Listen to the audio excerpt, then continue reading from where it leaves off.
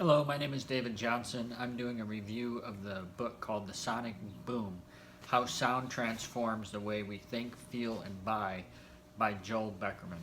Um, I like the book.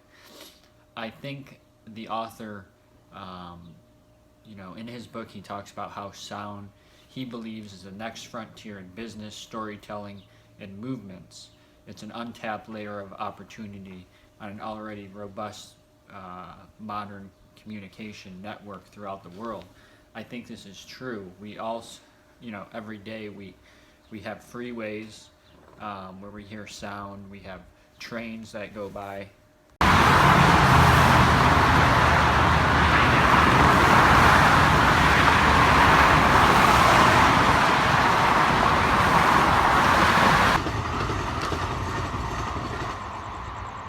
I worked for a company called BioWave, and what BioWave was is it's a machine that would actually affect the way plants grow.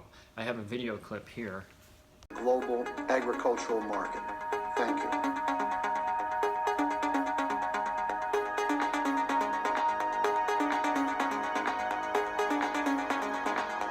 What you see from that video clip is basically the sound, which we can't hear, but in the plant there's stomata, okay? And what that frequency that the biowave emits is it actually opens up the stomata on a plant, okay, which allows it to uptake more nutrients and grow. The plant actually grows better, as you saw in the video.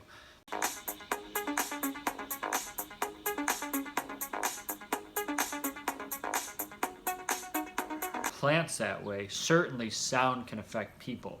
And we all have heard Verizon, can you hear me now? You know, we joke about it with our friends when we're on the phone. I have straight talk, and I'm always can you hear me? Can you hear me? You know, these phrases stick with us. And, you know, those are more phrases. I don't know if those are as much sounds as what the Sonic Boom is talking about. You know, he's talking about not so much a jingle, but maybe there's an example in the book from Sun Chips, and when they came out with a certain bag, okay, that crinkled in a way that the customer didn't like, sales dropped, and it was amazing, just because of the sound of the bag. So you have to, you know, sound is a very powerful thing, and again, we must take into consideration, I agree with a lot of points from the author, but we have to take into consideration different people respond to different stimulants in society. Obviously, a deaf person is not going to respond to the Sun Chips bag, or someone who can't hear very well. But I think most people, you know, have music that they like. They're put in better moods with certain kind of music. And the book goes into talking about, you know, how maybe if you walked into a store and somehow if they were playing music, you know, in a grocery store, if they were playing music that was soft jazz, you know, that would relate more to older people. Now in the afternoon, after work, when the younger millennials are getting out of work, if you play some rock or some pop, which, you know, younger people tend to like more, that would get people buying more and get people energized. And there's arguments that gets people out the door. I mean, you don't really know. There's no exact science because different people respond to different things in society. But this is a great book.